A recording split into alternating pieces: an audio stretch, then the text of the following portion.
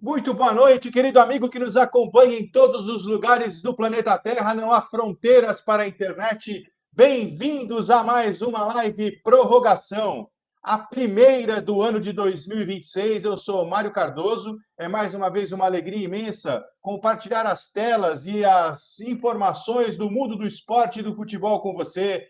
Bora curtir e torcer com a gente. Hoje num formato diferente, todo mundo aprendendo um pouco que vai passar por aqui, vai aprender um pouquinho. A gente já fez, mas faz tempo que não faz.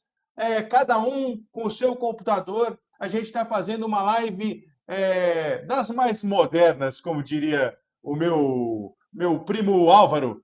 É o seguinte, gente. Comigo, Ergos Couto, Henrique Lima e o Cid Marques. A gente vai falar muito sobre o futebol. Peço que você compartilhe esta nossa transmissão assim que ela estiver disponível. Nós estamos gravando no final da noite de sábado.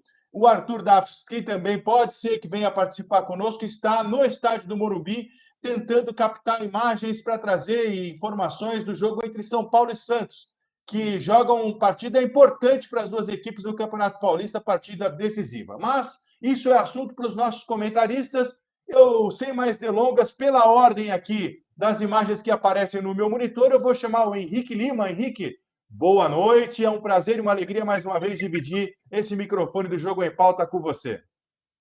Boa noite, meu amigo Mário, grande amigo. Queria também mandar um abraço no Cid, também faz um tempo que eu não falo com ele. Primeira live com o Ergos também, espero que façamos um programa muito bom. E o meu primeiro destaque aqui vai para o Rafael Veiga, né? Tá deixando o Palmeiras, seguindo rumo ao México, vai jogar no América do México por empréstimo. Mas a gente sabe, né, que lá os caras têm dinheiro, né, e fazendo um bom campeonato, uma boa temporada, é possível que continue a sua história lá. Mas nunca será esquecido, porque foi um grande atleta que vestiu a camisa do Palmeiras e deixou grandes títulos na memória do torcedor. Sem sombra de dúvida, Henrique, o Rafael Veiga entrou para a história do Palmeiras com grandes atuações, conduzindo essa equipe. Antes mesmo do Abel Ferreira chegar, ele já era uma figura bastante importante. E depois, com o Abel, ele acabou sendo decisivo em muitas oportunidades, levando o Palmeiras, acho que talvez, a uma sequência gloriosa, como da grandes épocas, como do Palmeiras Parmalat, como do Palmeiras das academias. E quem pode falar também sobre esse assunto, e com certeza vai concordar comigo, é o próximo convidado, nosso comentarista, que fala da região norte do Brasil. Ele está em Santarém, reside lá, jogou futebol, meio-campista, entende muito do riscado. Ergos Couto, muito obrigado por estar conosco mais uma vez. É uma alegria imensa dividir a transmissão com você. Bem-vindo, o seu destaque inicial. Obrigado, Mário. Que prazer voltar a dividir agora uma tela, né? Com você, com o Cid, com o Henrique. Que bom a gente ter essa experiência de estar em lugares distintos e mesmo assim dialogarmos ao mesmo tempo, né? Eu trago como meu destaque a questão do empréstimo frustrado do jogador Alisson, né? Que seria emprestado pelo São Paulo para o Corinthians, mas o Corinthians acabou recuando da contratação após uma reavaliação financeira, né, e esportiva, né?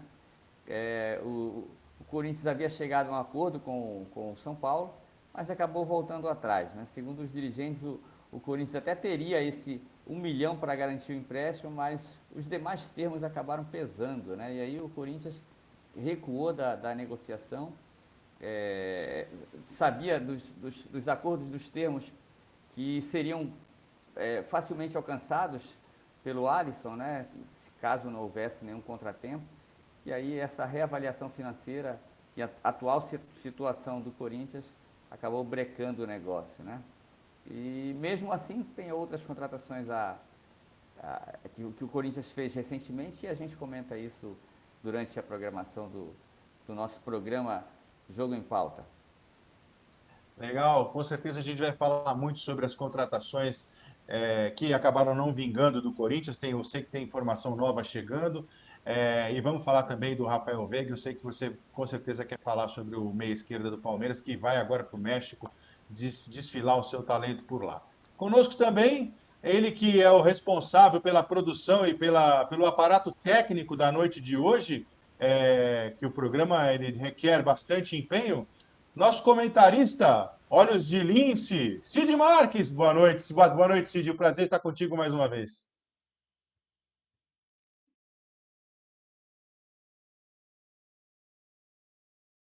Cid, me ouve?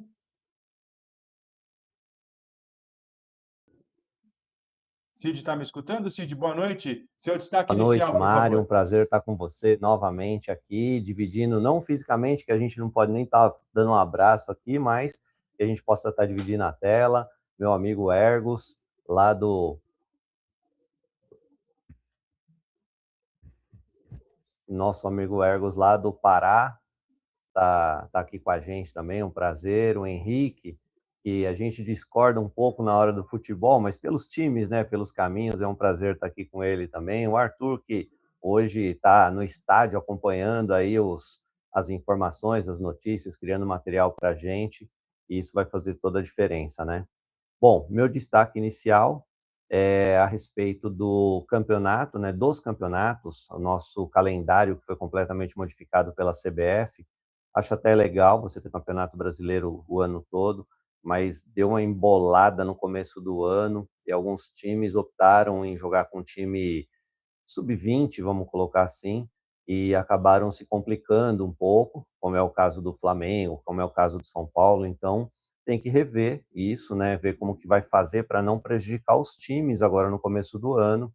Mas acho que o calendário nesse formato é legal porque todo ano agora vai ter campeonatos de seleções no meio do ano, então os clubes não vão poder jogar nesse período. Então acho que é uma questão da gente analisar os campeonatos desse ano para ver o que vai acontecer e como que os clubes vão se comportar nesse começo para não comprometer a temporada toda. Tá certo. Vamos falar assim sobre esse novo formato do Campeonato Brasileiro que começa agora no mês de janeiro. Já começou o Campeonato Brasileiro e os campeonatos estaduais, eles ainda não chegaram nem sequer à sua fase decisiva. É um calendário muito espremido. É claro que esse ano a gente conta com a Copa do Mundo, né? Então vai ter que haver uma paralisação nos campeonatos para que a Copa do Mundo seja disputada. A Copa do Mundo que também está inchada com 40 e tantas seleções, a meu ver, um exagero, né? Mas vamos fazer o quê? Né? Globalização, novos tempos, precisa expandir o futebol mundo afora. Então, esse é o formato aí da nova Copa do Mundo. Mas, sem mais delongas, a gente vai iniciar a prorrogação e eu vou trazer um destaque rápido aqui.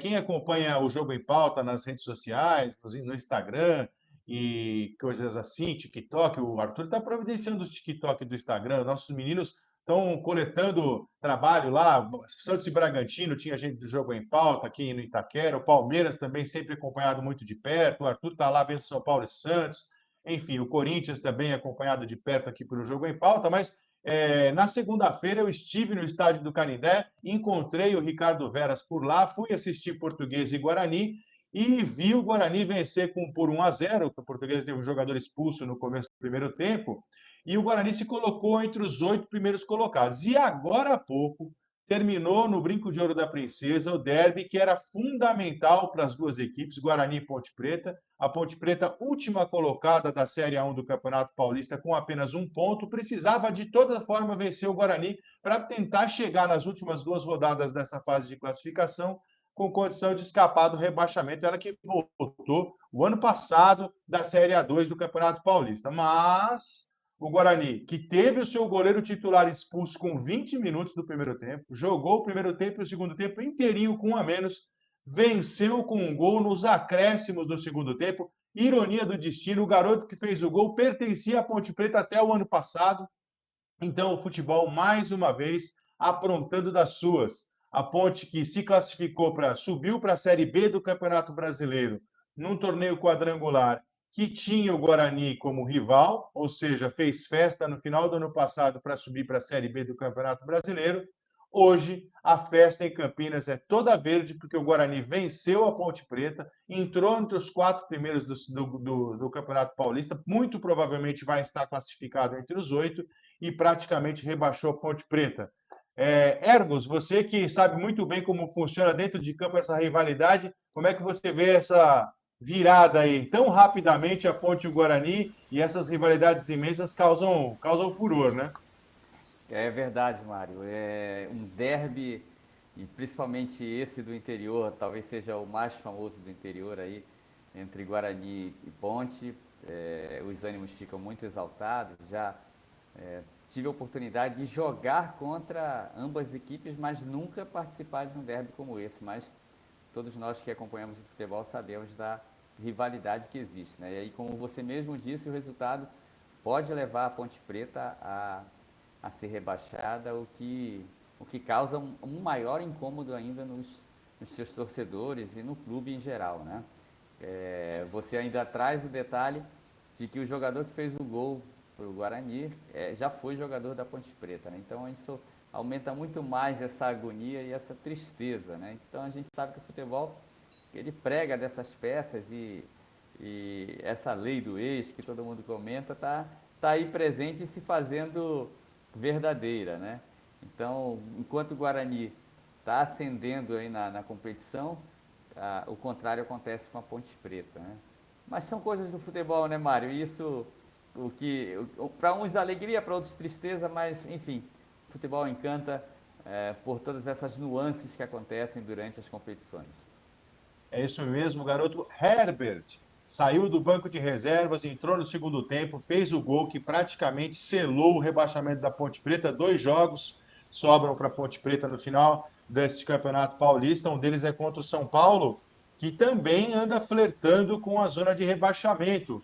Henrique, como é que você vê essa situação do São Paulo enfrentando o Santos? Aliás, vão ser 2 partidas entre São Paulo e Santos na mesma semana. Hoje, a partida vai acontecer às 8h30 da noite no Morumbis, e no meio de semana o Santos recebe o São Paulo pelo Campeonato Brasileiro, não é isso? Isso. Posso só fazer uma pergunta já para começar o ano daquele jeito? O Arthur vai Claro. estar lá acompanhando esse jogo, né? Para quem será que ele vai estar torcendo, hein? Para que torcida que ele vai, o Arthur Duff? Gostaria muito de saber. Tô achando que ele vai para a torcida do time da Baixada, não sei porquê. Mas falando do jogo, é uma ótima notícia aí para o São Paulino, feliz, né? A Ponte Preta perdeu esse jogo, esse clássico diante do Guarani, né? Deu um respiro para o São Paulo ali, mas não vai ser um jogo fácil.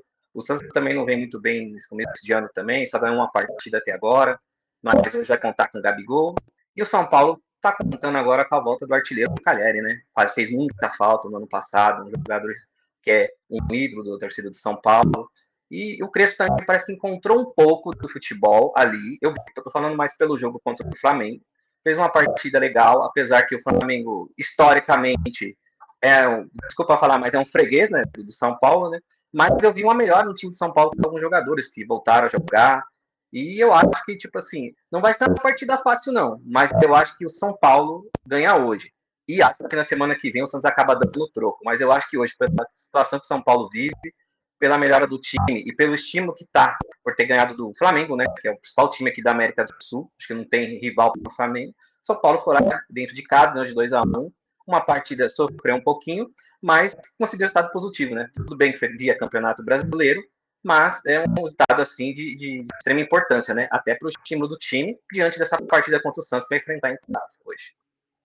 Tá certo. A gente fica até um pouco perdido na hora de fazer as análises, né? Porque você vê o São Paulo, ele na antepenúltima colocação do Campeonato Paulista, na Série A1, correndo o risco de ser rebaixado. Então, se a gente fosse avaliar o São Paulo exclusivamente pelo Campeonato Paulista, a gente diria: nossa, que situação delicada, a pressão deve estar muito grande. Mas, na quarta-feira, quinta, na verdade, quarta, o São Paulo recebeu o Flamengo, campeão da Libertadores, vice-campeão do mundo de clubes, e bateu dentro do Morumbi por 2-1. Ô Cid, você trouxe com muita pertinência a necessidade dos clubes se adequarem aí, fazer como eventualmente fez o Atlético Paranaense nos últimos 5, 6 anos, que usava o time sub-23 para jogar o campeonato estadual. Os times tentaram fazer isso. O Flamengo tentou colocar o time sub-23 para jogar o Carioca e quase foi para o Torneio da Morte. Como é que você vê esse momento do São Paulo, essa dicotomia? O São Paulo, afinal de contas, está bem ou está mal, Cid? Então, Mário e colegas, eu vejo da seguinte forma. No Campeonato Carioca eu não consigo acompanhar exatamente como que é a fórmula do campeonato para entender por que o Flamengo chegou a estar na situação que está. Obviamente, como ele jogou com o time reserva, ele perdeu alguns clássicos, ele perdeu pontos para times menores, então, obviamente, colocou ele numa situação pior, vamos colocar assim. Mas, especificamente no Campeonato Paulista, O que eu vejo é que a fórmula do campeonato, ela tenta privilegiar os clássicos. E você numa primeira fase de apenas 8 jogos, você pega, vou colocar qualquer um dos grandes, tá? Vou usar como exemplo o São Paulo. Ele joga dos 8 jogos contra Palmeiras, Corinthians, Santos, e agora você coloca o Mirassol nessa brincadeira, né? Nós temos o Novo Horizontino, que é um time que está bem forte, inclusive é o primeiro colocado do campeonato. Então você pega 5 jogos extremamente difíceis contra esses clubes. Não é mais como antigamente que os times grandes, eles jogavam os clássicos, mas eles jogavam com todo mundo. Então você tinha a possibilidade de colocar pontos à frente e estar sempre bem classificado. Hoje, nessa sequência de clássicos, o caso do São Paulo, ele perdeu para o Mirassol, perdeu para o Bragantino, perdeu do Palmeiras, empatou com o Corinthians, agora vai jogar com o Santos. Então você tem uma situação caótica num campeonato de 8 rodadas com praticamente 5 clássicos, né? Mesmo que o Mirassol e o Novo Horizontino não sejam clássicos diretos, eles são jogos difíceis. Aliás, eu me equivoquei. O São Paulo perdeu para a Portuguesa, não foi para o Novo Horizontino. Então, assim, não é um clássico maior, a Portuguesa não é um time que faria frente para o São Paulo num campeonato natural, mas num começo de campeonato onde o time está completamente desarrumado, isso faz toda a diferença. Então, hoje o São Paulo se vê numa obrigação de ganhar do Santos para poder sair dessa situação. E olha que engraçado, se o São Paulo ganhar hoje, ele praticamente entra, ou quase entra, na zona de classificação. Da mesma forma, se ele perde, dependendo do outro jogo, ele pode cair para a zona de rebaixamento. As fórmulas de campeonatos regionais, elas colocaram os clubes numa sinuca de bico. Então você não pode, né, colocar o time sub-20 para jogar no começo do ano para não correr esse tipo de risco, entendeu? Eu acho que é muito temeroso você se colocar numa condição de colocar com o time sub-20, porque os times de interior, no final do ano, eles não jogam. Então, eles vêm completamente preparados para essa primeira fase, pensando: eu vou pegar os caras despreparados no começo do campeonato, fazer o máximo de ponto possível, para depois, no final do campeonato, a gente tentar fazer o que dá. Óbvio, se São Paulo, Palmeiras, Corinthians e Santos conseguirem classificar para a próxima fase, muda tudo, porque já vão estar mais adequados ao campeonato, ao calendário, ao ritmo, mas agora você vê uma situação. Começo do Campeonato Brasileiro, o São Paulo começou bem, mas qual era o risco? Primeiro jogo Flamengo, segundo jogo Santos, ou seja, o São Paulo perde 2 clássicos no começo do campeonato, ele chega na terceira rodada já em último no campeonato. Chega na zona de rebaixamento do Campeonato Brasileiro. Então, o psicológico, ele mata os clubes agora no começo do ano. Por mais que eu ache interessante esse novo calendário, eu acho que vai ter que ter uma readequação geral entre os clubes, a confederação, tanto aqui no Brasil a CBF quanto a Conmebol, e entender esse momento dos clubes, né? E você vê que praticamente todos os times estão contratando no meio do campeonato para recompor o seu time. Ou seja, é sei lá, uma condição ruim para um começo de campeonato. Não tem pré-temporada, não tem preparação, não tem nada. Eu acho muito temeroso. E o time do São Paulo, o time, né, pensando só o futebol, ele tem poucas peças de reposição, pensando nesse jogo que ele vai ter que ter agora contra o Santos, no meio da semana contra o Santos de novo. Esse jogo é mais importante do que o do meio da semana, porque ele precisa ganhar para sair dessa zona incômoda de proximidade com a zona de rebaixamento. Então, vai usar estádio cheio, vai usar a torcida a favor, vai usar o time completo e o Santos meio que desmontado, né? Vem de uma derrota acachapante de 4-1 para um time que veio da segunda divisão. Então, o Santos está meio desnorteado. O São Paulo tem que aproveitar isso. Ô Ergos, você que jogou, queria que você me dissesse, porque o Cid estava entrando na questão ele disse no meio do que ele vinha dizendo, que me parece que ele achou interessante essa mudança do calendário que vai exigir uma adequação dos clubes. Talvez eu tenha compreendido errado. Mas não é, passa a gente que sabe de fora, mas você que jogou sabe melhor que qualquer um de nós, né? Como é que um time que jogou a final da Copa do Brasil dia 19 de dezembro pode, no dia 10 de janeiro, estar com seus times, com seus jogadores em campo pelo próximo campeonato, tendo que jogar durante 12 meses? É, os clubes brasileiros, eles realmente vão ser cada vez mais escangalhados, né? Eu vejo de fora, eu acho que é praticamente impossível, né? Pois é, Mário. Eu acompanhando essa formatação das competições ocorrendo durante o ano, pensando pelo lado do jogador, como você mencionou, 19 de dezembro disputa a Copa do Brasil e 10 de janeiro já está estreando no Campeonato Estadual. Para o jogador, mentalmente, parece que ele descansou pouco, tendo em vista que ele teve um ano de muitos jogos, de muita pressão, disputa de várias competições, eliminações, obrigações de tentar conquistar títulos e claro que isso vale para todas as equipes, né?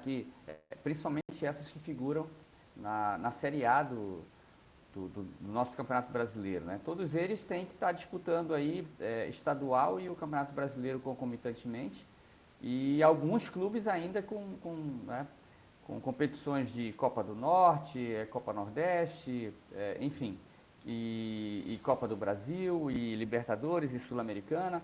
Então, eu penso que esses times que dependem de mais resultados, claro que todos eles querem vencer, mas assim, esses times grandes, né, considerados os grandes aqui, eles precisam agora ter elenco.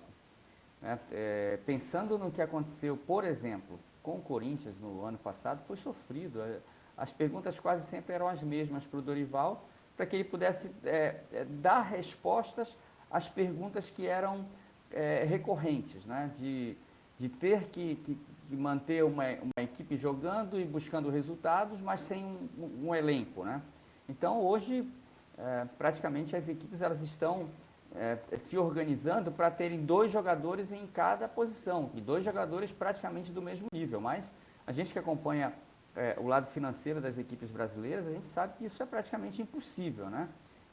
A ida ao mercado para poder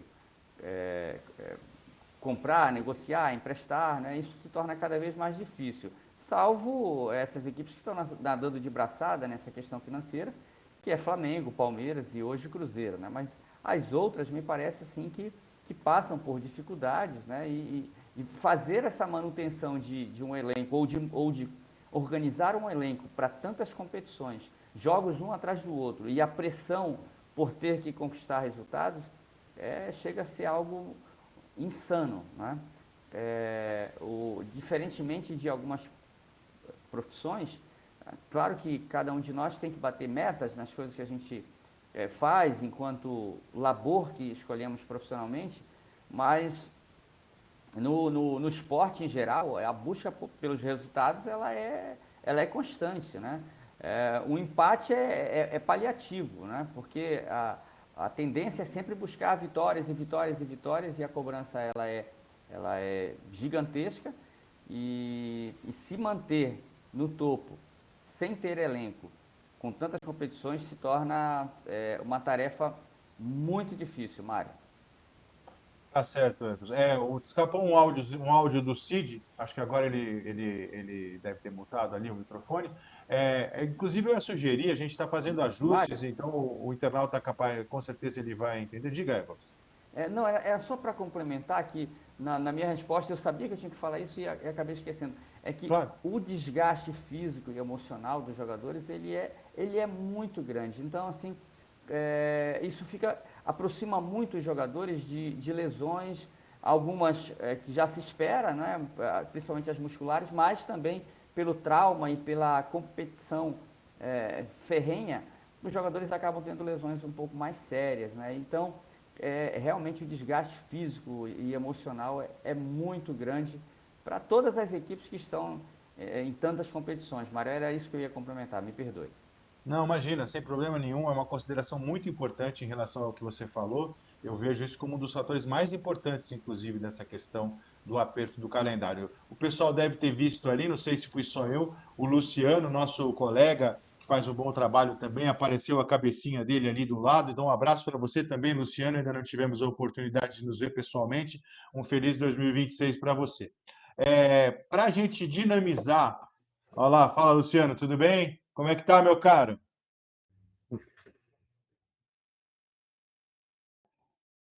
Ele não escuta porque ele está sem o fone, não é isso? Como é que você está, Luciano? Um abraço para você, Luciano. Bom, Mário?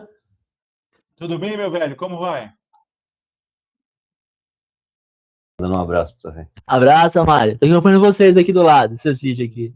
Legal, obrigado. Doutor, a gente está ainda fazendo ajustes. Durante o ano vai ter a oportunidade de conversar pessoalmente. Eu vou seguir aqui.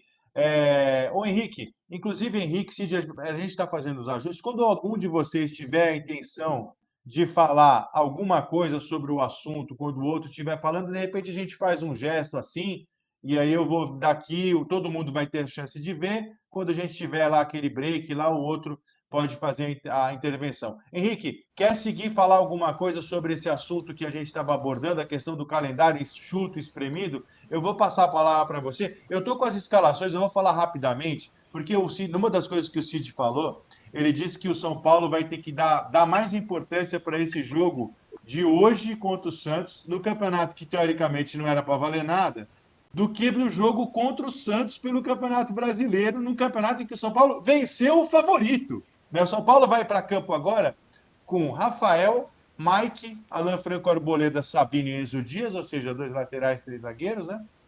Marco Antônio Bobadilha, Danielzinho, Luciano e Tapia. De cabeça, assim, acho que só o Caleri não joga. Também volta de lesão, era um absurdo se jogasse, né? E o Santos também vem com o time titular. Vem com Brazão, Igor Vinícius, Adonis Farias, Zé Ivaldo e Vinícius Lira, lateral que estreou, novinho, lateral estreou contra o Chapecoense na derrota por 4-2. João Schmidt, Gabriel Menino e Miguelito, Ron Reiser, Barreal e Gabigol.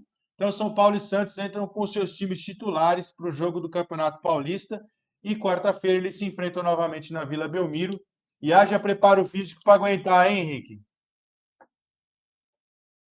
Tô na dúvida, o Rony não estreia nesse jogo ainda, não. Ele está estreando no próximo jogo, né? Diante do São Paulo, né? Ele nem fica no banco, né? Nesse jogo, né? O Rony. Vou Que veio espichar aqui, ó. Tô correndo aqui. Tá aqui no banco. Aparece, assim, não sei.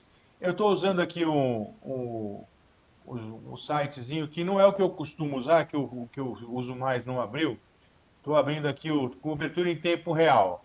Eu não sei se eles colocam todo o elenco como reservas, mas o Rony aparece aqui para mim. De repente, se a gente conseguir o contato com o Arthur aí ao longo da transmissão, ou mesmo vocês abrindo as abas paralelas aí, se tiver essa informação. Aliás, você acha que o Rony agrega ao Santos? O Corinthians deveria querer o Rony? E agrega muito ao time do Santos. Eu acho que um jogador assim, não é craque, mas um jogador muito bom dentro dos limites dele ali. Eu não acho o Rony centroavante, nunca achei. Ele teve uma boa fase de centroavante jogando no Palmeiras, conquistou títulos importantes, Libertadores, brasileiro. E eu sempre achei ele um bom jogador. É que o pessoal subestimava ele em alguns casos, né? Mas eu acho que vai agregar muito, vai ajudar muito. Eu acho que quando tiver o Neymar jogando ali no meio campo, o Gabigol na frente, ele junto ali, vai agregar bastante. Eu acho que é um jogador que vai contribuir ao longo da temporada do Santos, vai fazer grande efeito para esse time aí. E para o Corinthians seria um jogador importante, sim, com certeza, porque o Corinthians não tem esse jogador de beirada, né?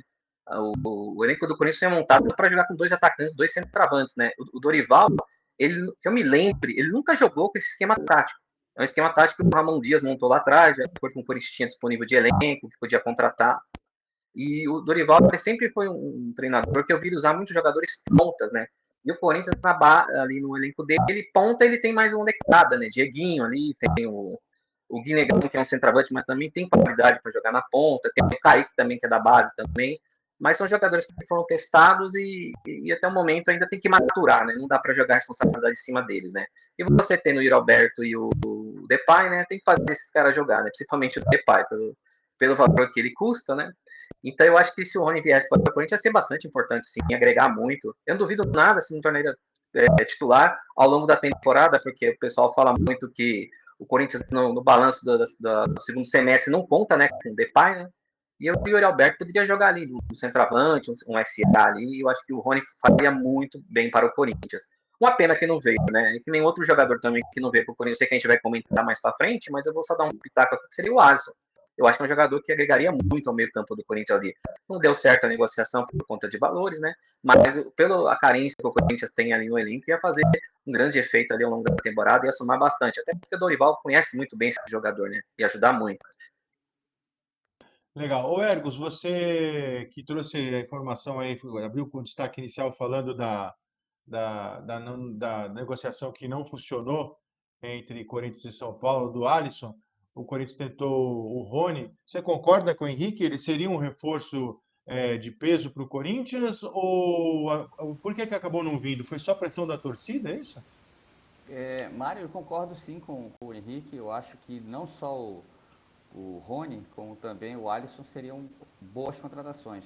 A gente sabe que quando o treinador confia em determinado jogador, isso facilita demais para a composição do elenco e para o jogador se sentir bem, né? Quando você tem um comandante que você sabe a maneira como ele gosta que jogue e confia no jogador, né? Talvez isso esteja faltando para o Alisson nesse momento com a atual comissão técnica. Então eu penso que seria um jogador que traria ali uma dinâmica de um jogo um pouco mais veloz, né? Até porque ele se movimenta bastante. E que se viesse, por exemplo, o Rony, eu concordo também com o Henrique, é um jogador que para mim também é um jogador de beirada, né? E mudou um pouco a característica dele quando o Abel o colocou como centroavante, mas é um jogador de velocidade e que penso eu assim pela entrega tem muito a ver com o perfil do Corinthians, né? Então o Alisson acabou não vindo, foi mesmo por uma readequação, uma reavaliação financeira, né? O clube entendeu que não só pelo pagamento de 1 milhão para a vinda inicial do Alisson, mas também dos 500 mil que seria pago é, logo depois, pelo menos até o meio do ano, mas também pelas metas que facilmente o Alisson alcançaria e teria que o Corinthians desembolsar mais 1,5 milhão, né? Então, acho que na avaliação da gestão atual, esse custo pesaria para a equipe do Corinthians, que teria aí também a possibilidade da compra do Alisson no final do empréstimo, né? Mas aí o Corinthians acabou trazendo, eu não sei se já posso tocar nessa Pode questão, sim, por Mário, né? favor. O Corinthians acabou fazendo já algumas contratações, né? Trouxe eu vi o Henrique falando sobre essa questão do jogador de beirada, né? Tem o Dieguinho ali, tem o Vitinho, né? O Vitinho a gente está esperando que o Vitinho consiga encontrar a melhor forma dele, né? Mas aí o Corinthians trouxe o Caio César, né? Que veio lá do Al Hilal, um jogador jovem de 21 anos, né? Que vem por empréstimo até o fim de 2026. Trouxe também o lateral direito, o Pedro Milans, né? Que estava jogando, o uruguaio, estava jogando no Peñarol e fechou aí por 4 anos. Trouxe o Matheus Pereira, que foi um jogador formado na base do Corinthians, né? Já tem 29 anos e chega por empréstimo também até o fim de 2026, cedido pelo Fortaleza. O Gabriel Paulista, né, já é um zagueiro mais experiente, de 35 anos, foi contratado também por 2 temporadas, né? E além disso, espera aí a chegada do goleiro João Ricardo, que já é um goleiro também experiente, de 37 anos, que também estava no Fortaleza, né? E deve chegar a partir de março, né? E claro, a gente não pode deixar de comentar a contratação do Marcelo Paz, né? O novo CEO aí do Corinthians, né? Que era também CEO do Fortaleza e que chega para ocupar a vaga deixada pelo Fabinho, né? E hoje mesmo o Corinthians acabou fechando com mais um jogador de beirada, né? Que foi o Kaique, né? Formado na base do Fluminense, um jogador de 22 anos, né? Que tem contrato com o Bahia até o final de 2029, né? E que vinha jogando já pelo Bahia, mas em 2023 acabou sofrendo uma lesão no ligamento do joelho, e aí isso acabou interrompendo o bom momento que ele passava por lá. E aí ele foi tratar na Inglaterra, né? Lá com a questão do Manchester City, retornou em 2025, ainda chegou a jogar algumas partidas pelo Bahia, né?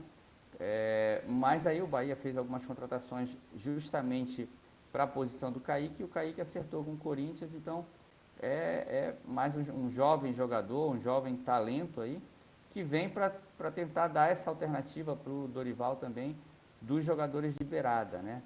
Como disse o Henrique, claro que o Rony, com a própria experiência, e um jogador que conquistou muitos títulos também no Palmeiras, né?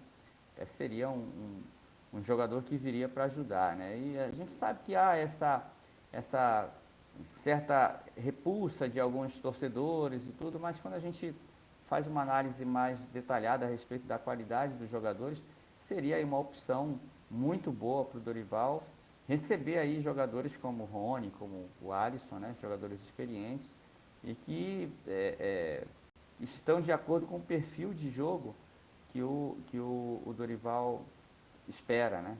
Então, já tem aí algumas opções, assim que o transfer ban caiu, o Corinthians foi ao mercado tentando encontrar essas oportunidades e com o conhecimento do Marcelo Paes acabou trazendo esses jogadores e espera-se mais, né? Como a gente comentou, para poder atender a um calendário e manter uma equipe competitiva, é preciso que haja elenco, né? Os próprios jogadores já sabem disso, que hoje essa questão de titularidade ela acaba flutuando um pouco devido ao desgaste que as equipes encontram durante as competições. E aí esse descanso, esse revezamento entre os jogadores acaba sendo sadio para as equipes, né? Mas é isso, Mário. Frustraram aí algumas negociações, né? O Rony e o Alisson foram algumas delas. Ô Cid, eu vou retornar com você agora. A gente estava falando sobre a questão do São Paulo e aí, como foi citada a negociação do Alisson, a gente acabou derivando aqui para o Corinthians. Mas eu gostaria de voltar com você na sua fala, disse que o São Paulo tem um elenco enxuto, a gente consegue constatar isso, tanto é que joga hoje com o time titular novamente contra o Santos. Não teria lugar para o Alisson no São Paulo? Por que o Crespo não utilizou o Alisson? Na verdade, o sistema tático que o Crespo utiliza, ele é diferente do sistema que o Dorival utilizava. O sistema do Dorival, ele favorecia muito o Alisson. Tanto que o Alisson não era o primeiro volante, ele jogava de meia. Ele veio para o São Paulo como meia. E ele foi recuado pelo Dorival e acabou achando uma posição boa, um conjunto que ele fazia muito bom com o outro volante que tinha no São Paulo naquele momento, e deu muito certo. Tanto que o Dorival, ele quer o Alisson de qualquer jeito por causa disso. Eu acho que até uma posição carente no Corinthians e que o Alisson não tem condição de fazer. Jogando um jogador que está jogando sacrificado no meio do Corinthians para frente, o Alisson naquela posição melhoraria demais o elenco do Corinthians. Mas eu acho que o Alisson ele se machucou, né, no final de 2024, se eu não estiver enganado, ele ficou um tempo afastado e ele nunca voltou a ser o que ele era depois que ele voltou dessa lesão. E a posição que o Crespo coloca ele para jogar não é uma posição que favorece ele, tanto que ele nunca foi um bom meia. Você pode pegar toda a carreira dele, ele nunca foi um meia de destaque. Então não adianta você pensar em colocar ele numa posição mais avançada.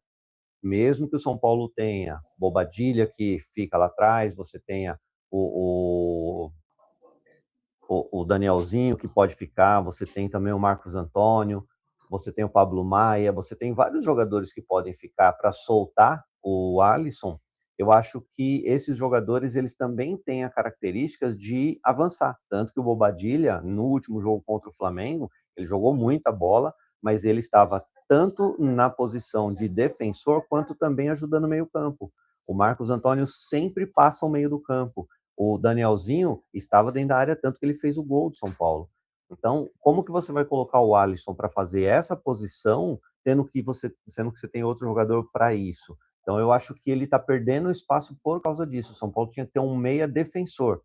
Por exemplo, o São Paulo tem aquele menino que veio da base, foi para o Vitória, voltou, e ele é um defensor nato. Ele é um volante que não passa do meio-campo de jeito nenhum. Ele não conseguiu se adequar no São Paulo, não acho ele um bom jogador, é um jogador mediano, mas ele é o jogador que ele soltaria o Alisson para jogar de boa. Não dá para jogar Alisson e Bobadilha, não dá para jogar Alisson e Marcos Antônio, não dá para jogar Alisson e Danielzinho. Então ele perdeu espaço. E aí o que que acontece? Ele acabou ficando meio que escanteado, por isso que ele procurou uma outra posição, né? Mas eu acho que na falta desses jogadores, eu acho que tem espaço para ele sim. Ele é um jogador que ele tem qualidade para apresentar, ele é um jogador inteligente, jogando de frente para a jogada. Ele não é um jogador para estar lá na frente esperando bola. Então ele tem que começar a jogada. Ele recebe a bola do zagueiro e ele começa a jogada. E aí sim ele tem espaço no São Paulo, no Corinthians, em qualquer time.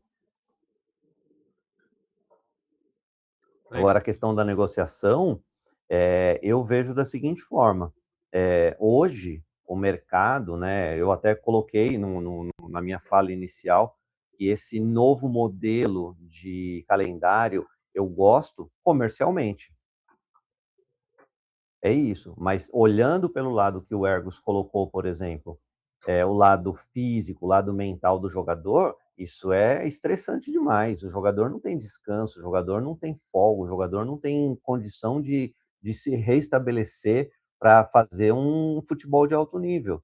Então, os times, quando eu coloquei a minha posição, foi o São Paulo e todos os outros times tiveram que começar um time sub-20 para dar esse mês de descanso para os jogadores. Só que um mês de descanso é mais da metade do campeonato regional.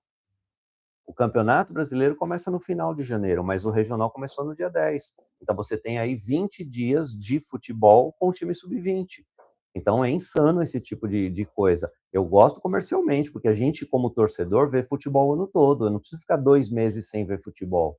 Mas isso é difícil, é cansativo para o jogador, é cansativo para o time. Hoje os clubes vão ter que fazer, como disseram os colegas, muitas viagens, porque vai ter que ter os campeonatos regionais, tem os campeonatos que são de região do Brasil, né? Então sul-sudeste, região nordeste, norte, centro-oeste.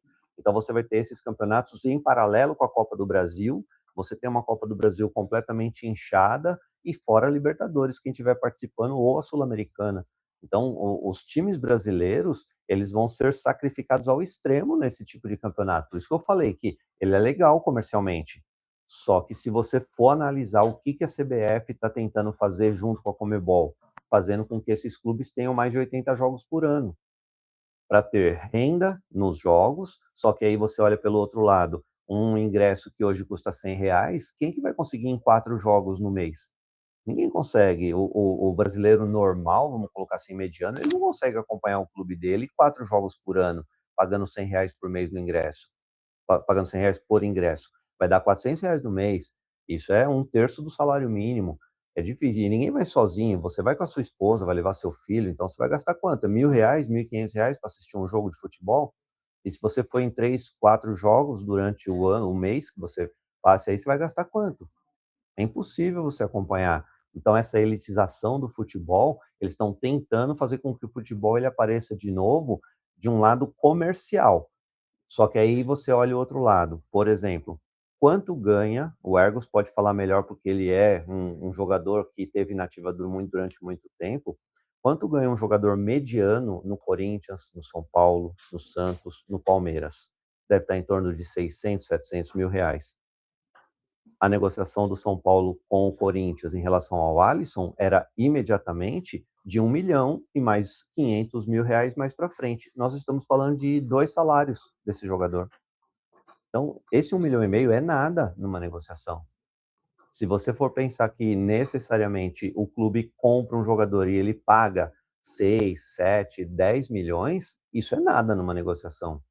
E se você considerar os 2,5 milhões de dólares, que é a negociação total, esses 10 milhões é nada para ter um jogador do nível do Alisson. O problema é que o Corinthians está com o caixa completamente comprometido, com tudo que a gente conversa. Então, ele não teria como se comprometer a trazer um jogador, mesmo que para reforçar completamente o elenco, e, de repente, por causa disso, dever salário, direito de imagem e outras coisas que o Corinthians tem comprometido. Ô, Ergos, o Cid perguntou, citou aí. Eu tenho a impressão que talvez não seja um pouco menos esse valor aí no jogador mediano, vai, uns 200, 300 mil, que a meu ver já é muito. né? Dizer, por exemplo, que o jogador que, sei lá, não é titular do time dos quatro grandes de São Paulo ganhar 500 mil, essa é a realidade atual ou um pouco menos, Hermes? Mas fala aí, comenta o que o Cid trouxe aí para nós. Eu concordo com o Cid que, pensando numa negociação entre dois times grandes como Corinthians e São Paulo, de fato, esses valores são irrisórios perto das negociações altas que estão acostumados a fazer, né? Mas ambas as equipes estão passando por momentos financeiros diferentes, né? E estão ali contando até dinheiro miúdo, né? Agora, assim, eu até acho que o futebol brasileiro ele perdeu um pouco a linha da razoabilidade em relação aos salários dos jogadores, né? Mas a gente está falando assim, desses times de ponta, né? Eu entendo que algumas equipes que não têm grandes patrocínios, que não vendem os espaços das suas camisas com tanta facilidade, eles não tenham essa condição de pagar salários, como disse o Cid, de maneira mediana. Eu entendo que, por exemplo, alguns jogadores ali, tanto da base, né, mesmo com uma pequena ascensão, quanto alguns outros jogadores que não estão em evidência, eles acabam tendo salários medianos, mas eu acho que um pouco menos do que o Cid falou. Eu acho que assim, alguns que talvez estejam mais em evidência, talvez até cheguem nessas cifras que o Cid comentou.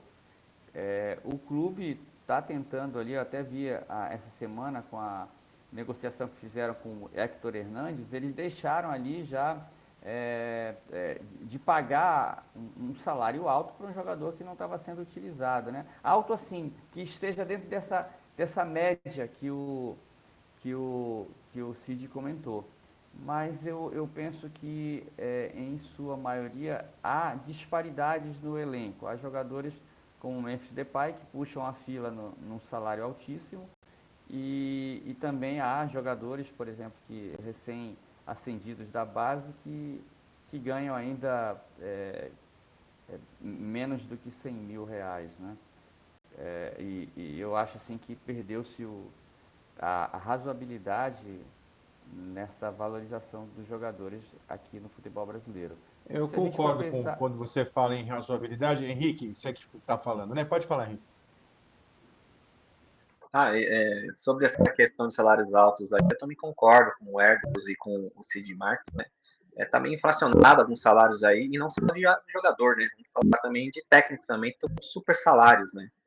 Eu acho que está fugindo um pouco da realidade do futebol brasileiro essa questão de salário. Eu acho que tem clubes que têm condição de pagar, como eu acho que o Flamengo tem condição de pagar um salário alto tanto para atleta como para treinador, aí engloba também o Palmeiras, o Cruzeiro, mas eu acho que está passando um pouco do limite, um pouco essa questão de salário, né? Eu acho que tem que ter um pouco mais de pé no chão, porque senão alguns clubes aí vão começar a quebrar, que nem o Corinthians às vezes paga salários para alguns jogadores que nem jogavam, que nem citou o próprio Egos daí, o Hector Hernandes, não tinha um salário tão alto, mas tinha um salário que pegava um pedaço da folha de pagamento e ele nem fazia parte do elenco, né?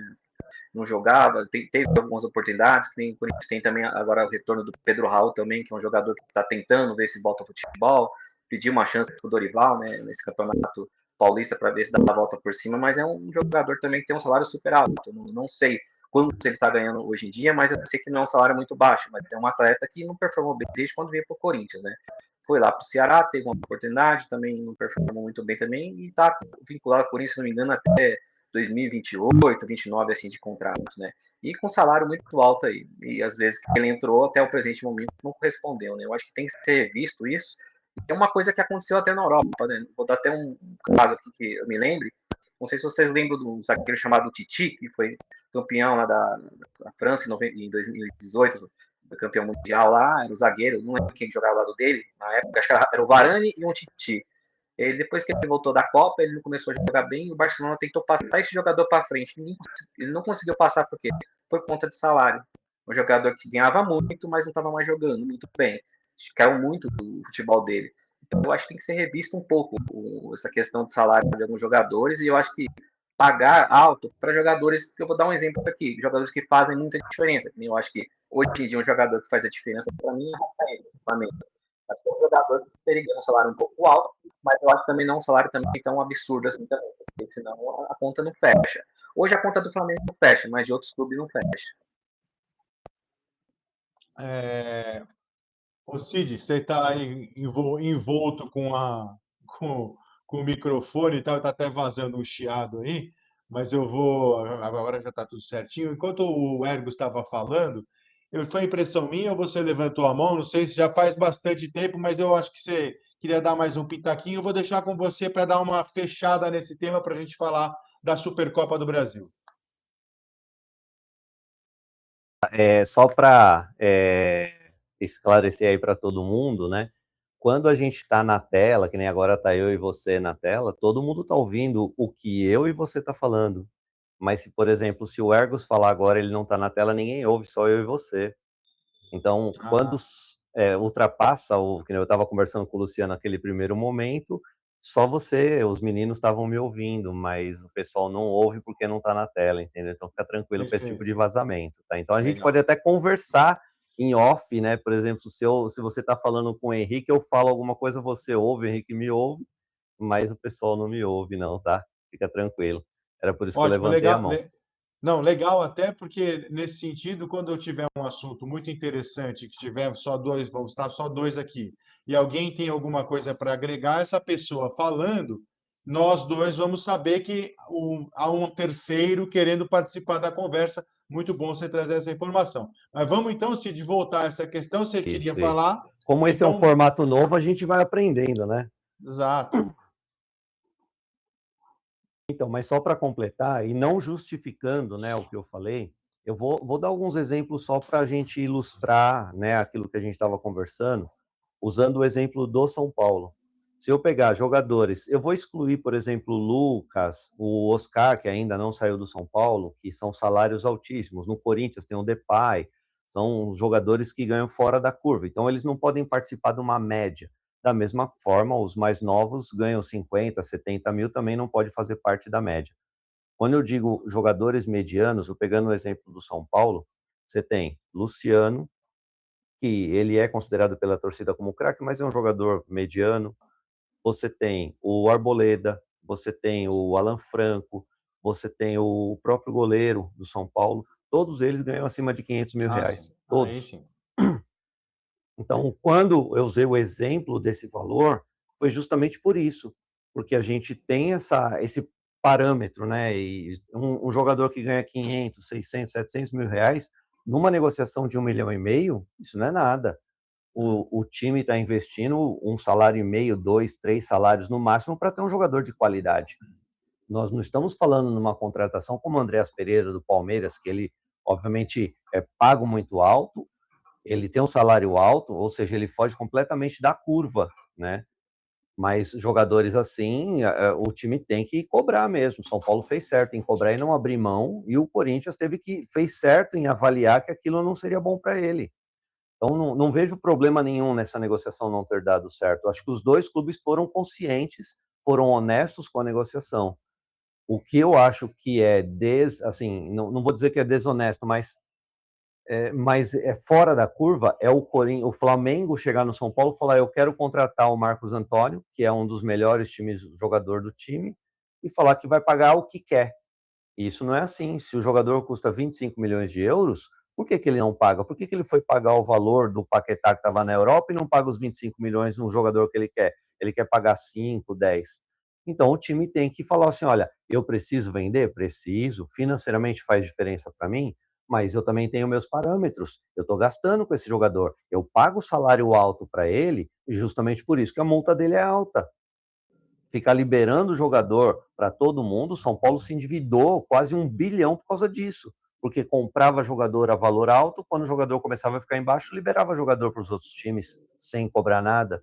São Paulo, você pode pegar de 2023 para cá, pelo menos 10 jogadores que saíram sem custo nenhum. São Paulo não recebeu nada. E se você somar tudo que São Paulo pagou, dá 150, quase 200 milhões. Então, usando isso como exemplo, você tem que avaliar o que é vantagem e o que não é vantagem numa negociação, para você ter um time forte, um time competitivo. Realmente os valores envoltos no futebol nesse momento, realmente são bem desproporcionais ao que os jogadores acabam entregando, a meu ver. Só para a gente fechar, eu vou dar um pitaco com relação à questão. O São Paulo sempre foi muito bom para fazer contratos e me parece que o Corinthians não leu direito o que estava escrito por lá, deu o aval inicial para a negociação e adiante. O rapaz foi até o centro de treinamento do Corinthians e aí ficou um mal-estar imenso, gigante. As torcidas do Corinthians dizendo que não queriam o jogador, a meu ver, errando, porque o Alisson seria um bom reforço do Corinthians. E aí a torcida do São Paulo se sentindo no direito de dizer que não dá mais, que o Alisson é um traidor, né? Eu também acho que isso é um exagero, as pessoas não deviam levar por esse lado, mas a imprensa também é um pouco responsável por alimentar esse tipo de coisa.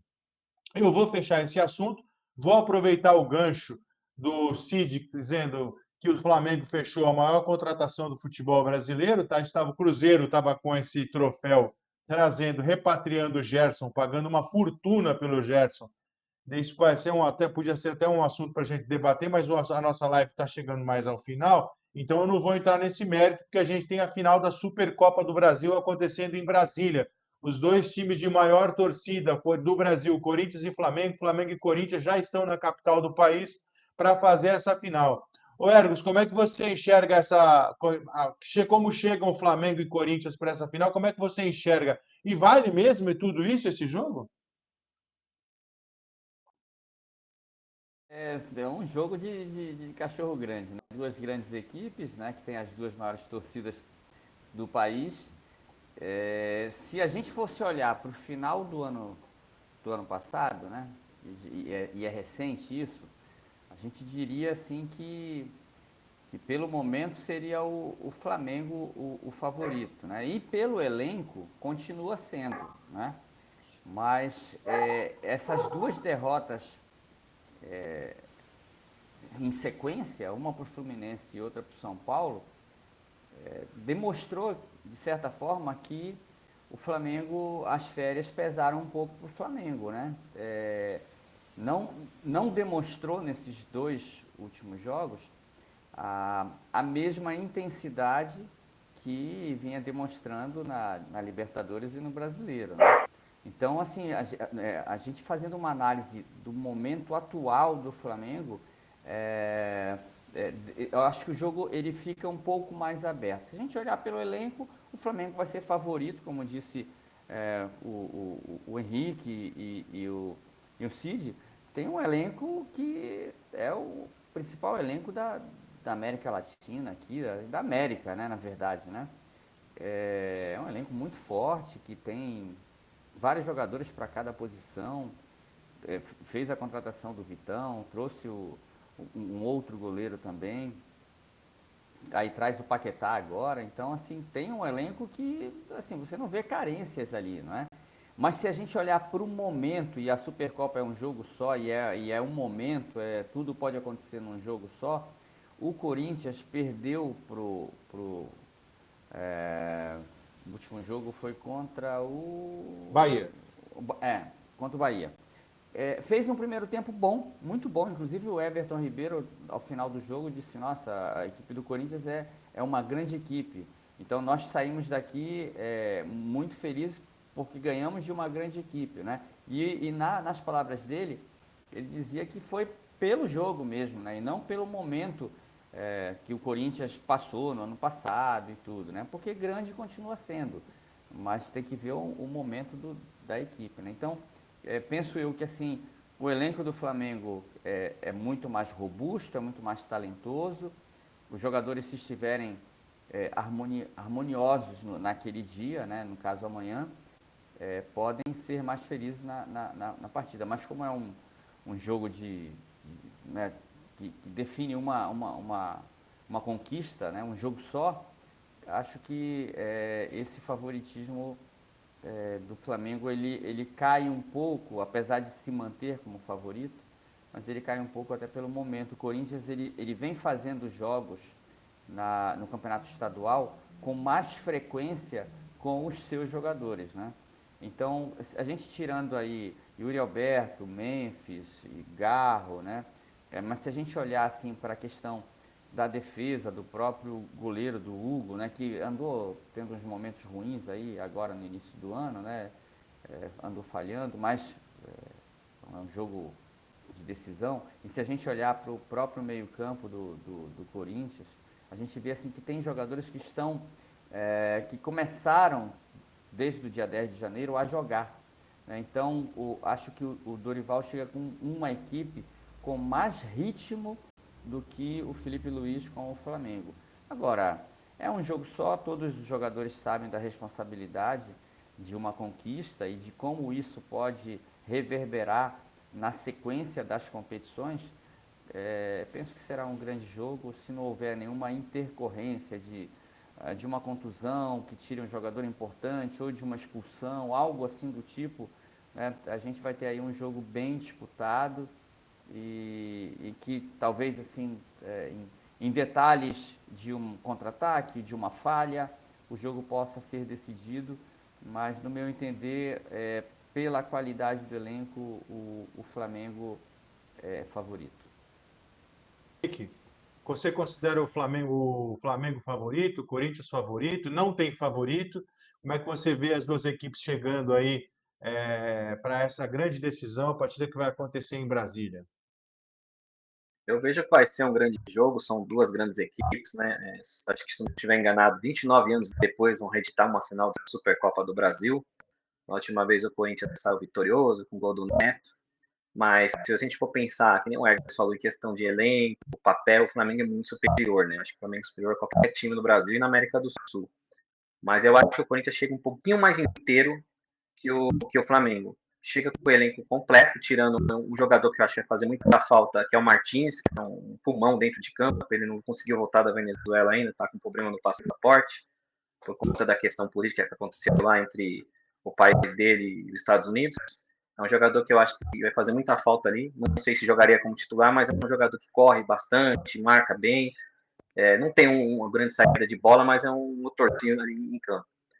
Mas eu acho que eu coloco assim 50% para cada, lógico que depende de como vai estar em campo, como é que vai estar os jogadores nesse dia, né? Que nem, como é que vai estar a Rascaeta, né? Principalmente, né? Que o Rascaeta é um jogador diferenciado ali, que em uma bola, um lance, ele pode decidir a partida. E também, não sei se o Pedro vai jogar titular, né? É um jogador que está voltando aí, estava lesionado, começou a temporada, é um artilheiro, é um jogador que eu vejo com muito potencial. Eu vejo até, não sei se vai para a Copa do Mundo, o Ancelotti vai dar uma oportunidade para ele, que eu acho que tem jogadores na frente que ele testou e vai testar, mas é um jogador que o Corinthians tem que ficar esperto, que é um jogador que precisa de uma pequena chance para marcar, né? Mas eu vejo que vai ser um grande jogo. Teoricamente, no papel, o Flamengo favorito, mas eu acho que vai ser 50-50. E o Dorival já sabe o que ele vai enfrentar, ele não vai jogar para cima, ele vai jogar por uma bola, até porque o Flamengo vai precisar de alguns lances só, se quiser, só para decidir a partida. Vai ser uma grande partida, mas eu não coloco assim uma vitória assim. Aí eu acho que o Flamengo vai ser campeão ou vai ser o Corinthians. Eu acho que eu vou colocar 50-50%, porque ambos estão no início de temporada, o Corinthians um pouquinho mais, com jogadores um pouco mais em rodagem, o Flamengo ainda não tanto, mas eu acho que pela figura do Arrascaeta estando ali, e vamos ver, né? Eu acho que também pode também um jogo que vai ter a estreia de Lucas Paquetá, né? Provavelmente ele vai estar no banco e possa ser que ele jogue essa partida. Eu ia te perguntar exatamente isso. Você acha que o Paquetá vai jogar? E eu vou também perguntar se você acha que o Caio César, que vem da Arábia Saudita, onde ele jogou as últimas temporadas, vai jogar? Eles poderão ser diferenciais para suas equipes? O Caio César, eu vi que ele vai começar no banco. É um ponta muito rápido. Eu cheguei até a ver umas partidas dele jogando na e lá antes de vir para o Brasil. É um jogador de 21 anos, rápido. Não tem uma finalização muito boa ainda. É um jovem que precisa trabalhar essa questão da finalização, que é normal de todo jovem, né? Hoje em dia, poucos jogadores que têm essa qualidade, né, técnica já de finalização, principalmente eu falo atacante.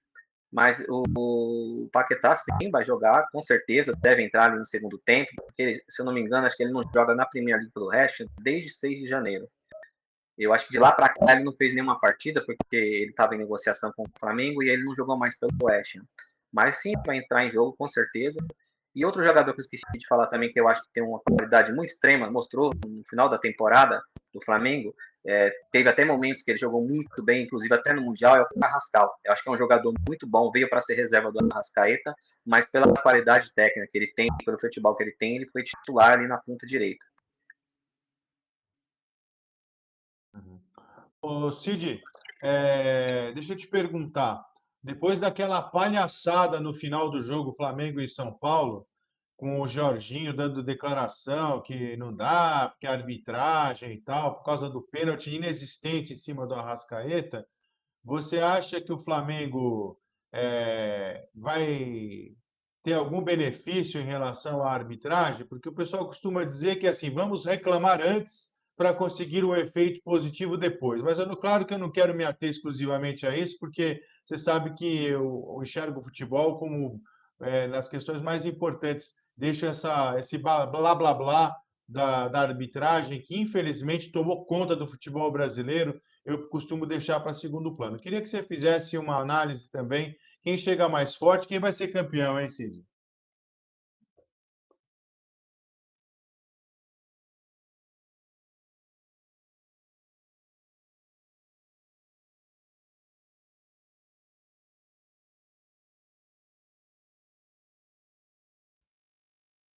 Me ouvindo agora?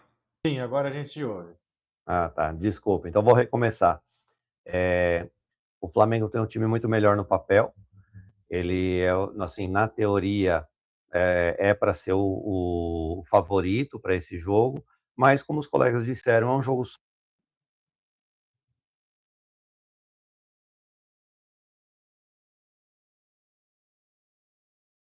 A gente perdeu o Cid, Cid está. Oi, tá ouvindo agora? Voltou, Cid. Pode continuar. Então, o Como é um jogo Dorival ele sabe solo, muito bem jogar esse tipo de jogo. Ele não é bobo. E como o colega disse aí, eu acho que o Corinthians ele está mais preparado no sentido físico para esse momento. O psicológico do Corinthians não é ruim. E se você analisar o que aconteceu, por exemplo, entre Corinthians e Cruzeiro, lá na semifinal da Copa do Brasil, e Corinthians e Vasco na final, a gente percebe que o Corinthians tem lenha para queimar num jogo único. Se você for analisar friamente, meio de campeonato, Corinthians e Flamengo, o Flamengo é extremamente favorito, mas tudo pode acontecer. Agora, quanto à arbitragem, eu acho que o juiz em si, ele não erra porque quer, o juiz, a gente já falou sobre isso em outros momentos, o juiz não procura fazer coisa errada. O que acontece é que, às vezes, o VAR, ele mais atrapalha do que ajuda. A gente já conversou também sobre isso nesse momento, e a emissora de TV que ali ficou caçando as coisas, tal, ela não a interferência dela é muito pequena. Eu acho que ninguém fica assistindo uma transmissão de uma emissora para ver se os caras estão achando ou não alguma coisa. Então, isso pode acontecer? Claro que pode, mas é muito pequena a possibilidade. Eu não vejo que nós teremos interferência desse jeito nesse jogo da final. Mas eu o acho que, sim, Ergos. se você for analisar friamente, vai ser empate o jogo, e eu daria o resultado a favor do Corinthians ainda, cara, para pênalti, Então, na sua opinião, o jogo termina empatado e o Corinthians vai ser campeão nos pênaltis. eu acho. Ô, Ergos, você quer fazer alguma consideração em relação ao que os colegas disseram? E queria que você me dissesse como é que você acha que vai acabar essa partida, quem vai ser campeão, para a gente também partir para o final do nosso programa. Eu vou estar torcendo para o Corinthians, né? Não há dúvidas. Apesar, né, de tentar fazer uma análise um pouco mais fria e parcial, a torcida vai ser pelo Corinthians, mas eu concordo com os colegas assim da qualidade do Flamengo, é inegável, né? Tem jogadores que podem definir uma partida em um lance, né?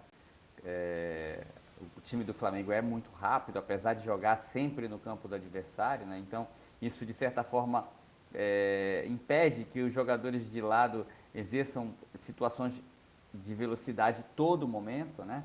Então, esse fato de jogar ali em cima no campo do adversário favorece ao time adversário o contra-ataque, né? Ou seja, o antídoto aí para tentar definir, às vezes, numa jogada o próprio jogo. Como disse o Cid, às vezes numa única jogada, né? Acho que o Dorival, ele, pela própria experiência, ele entende que ele vai encontrar uma equipe que vai jogar desde o início buscando o resultado. Então, ele já fez isso contra Cruzeiro, contra Vasco.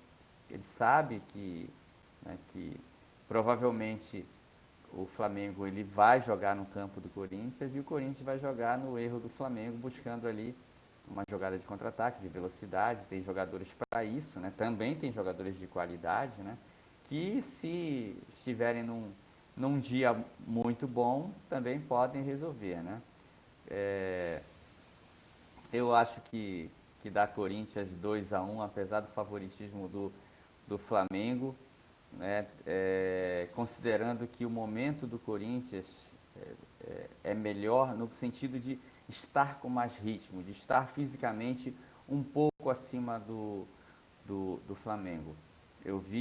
Eu assisti o jogo do Flamengo e São Paulo, e a entrada do próprio Arrascaeta e do Jorginho, assim, o Jorginho em especial, parecia assim que não estava à vontade no jogo.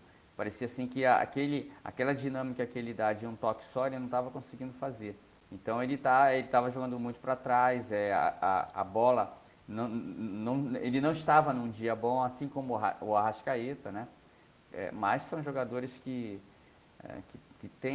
podem alternar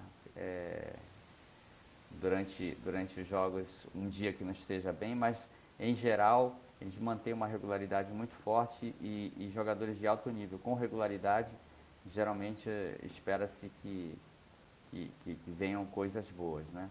Mas pelo momento, assim, apesar do favoritismo do Flamengo, eu entendo que o Corinthians possa levar esse jogo. Se não por pênalti, como disse o Cid, mas talvez no tempo normal por um placar de 2-1. Tá certo. Henrique, 2-1, disse o Ergos. Corinthians campeão nos pênaltis, disse o Cid Marques. Henrique, você que é um especialista em Corinthians, vai. Conta pra gente como é que vai ser essa final, quem vai ser campeão. Vai ser um grande jogo, vai ser um jogo bem estudado, principalmente pela parte do Corinthians. O Corinthians não vai jogar para cima do Flamengo, que sabe se jogar pode tomar um contra-ataque aí forte e perder a partida e perder esse título, o primeiro título que o Corinthians disputa na temporada. Mas eu acredito que vai ser um grande jogo, vai ser um jogo gostoso de assistir, um jogo muito bom. Pelo que eu vi dos jornais hoje, eu vi que o gramado está muito bom, está em boas condições, isso ajuda bastante a bola rolar com qualidade. São grandes atletas que vão estar em campo, tanto de ambos os lados. Lógico que o Flamengo com a categoria maior, né, com jogadores de um nível mais alto, jogadores que jogaram na Europa. Eu acredito também no que os meninos falaram aí. Eu acho que vai ser um jogo assim bem decisivo. Eu acredito que se for para pênalti, eu acredito no Corinthians pela questão do Hugo, que é um jogador que pega pênalti. O Rossi é um grande goleiro, mas eu não vi essa qualidade ainda, pelo menos desde quando ele chegou no Flamengo, para pênalti. E eu acredito que esse jogo vai ser 0-0 e vai para pênalti. E aí o Corinthians define com o grande Hugo defendendo um pênalti aí, quem sabe, não é o pênalti do Arrascaeta. Legal. Muito bem. Queria agradecer muito a EDESP Cursos Profissionalizantes, que esteve conosco no ano de 2025, fazendo um grande trabalho, cedendo espaço para que a gente pudesse levar as nossas transmissões. A EDESP, que disponibiliza há mais de 30 anos cursos de informática, administração, hotelaria, manutenção de micros, língua inglesa e cursos que são preparatórios para concursos. A EDESP Cursos Profissionalizantes fica na Avenida Tucuruvi, número 325, na zona norte da cidade de São Paulo. E o telefone para contatos de segunda a sábado é 2953-5212. Oportunamente a gente passará também o WhatsApp para contatos, e é um lugar que eu garanto a você que você vai encontrar profissionais de muita qualidade para preparar você para a área que você precisa. Eu vou começar, Cid, com você, o seu destaque inicial, o seu destaque final, Cid. Boa noite e obrigado pela gentileza. Boa noite. Eu agradeço mais uma vez a oportunidade. E meu destaque final é justamente a final da Supercopa, né? Eu acho que a gente vai acompanhar, principalmente quem não é torcedor de Corinthians e Flamengo, vai se deliciar com um bom futebol amanhã. Acho que é esse o meu destaque final. Henrique Lima, muito obrigado pela gentileza. Não sei se você vai falar sobre esse assunto, mas eu peço que acrescente ao seu destaque final. Tivemos gol de goleiro na Copa Champions League, fantástico, que episódio, hein? Seu destaque final, Henrique, um abraço, muito obrigado, mais uma vez uma alegria dividir com você. Eu que agradeço, Mário, Ego, Cid, por estar participando com vocês mais vezes desse prorrogação, um programa que eu gosto muito de fazer parte, grandes amigos nós temos aqui. Teve um golzinho aí diferente, um gol de goleiro em cima do Real Madrid, o goleiro do Benfica foi no último minuto lá na pré-classificatória da Champions League, fez um gol de cabeça e acabou ganhando do Real Madrid, né? Inclusive agora nos playoffs vai ter essa reedição desse jogo, né? Vai estar jogando Benfica de novo e Real Madrid, mas agora serão 2 partidas. O destaque final vai para o nosso amigo Tite, né? Que não está indo muito bem lá no Cruzeiro. O Cruzeiro começou mal essa temporada, mesmo com o reforço do Gerson, está sendo cobrado já. É um time que ali no segundo semestre bateu ali um pouco de frente ali com o Flamengo. O Palmeiras fez um belo campeonato brasileiro, foi eliminado na Copa do Brasil pelo Corinthians, mas fez uma boa temporada. Foi eliminado num detalhe, vamos dizer assim, porque no segundo jogo diante do Corinthians teve chance de fazer o 3-0 de classificar. E o Tite chegou para comandar essa seleção aí do Cruzeiro e infelizmente não está conseguindo fazer um bom papel, né? Um time que já estava estruturado, montado na mão do Leonardo Jardim, o Tite colocou um pouco da filosofia dele e não está dando liga, né? Eu vejo assim, se o Tite não mudar logo esse esquema tático aí e conversar com esses jogadores, eu acredito que não vai ter um período muito longo lá no Cruzeiro, não. Legal, obrigado, Henrique. Mais uma vez, então, para a gente fechar o programa, eu chamo o Ergos Couto. Ergos, queria agradecer mais uma vez a sua gentileza de participar conosco aqui, sempre tão preciso, com clareza nas coisas que diz. Eu admiro muito, não só o que você fez como jogador de futebol, mas também como você se coloca e como você vê as coisas, viu? Muito obrigado mais uma vez, seu destaque final.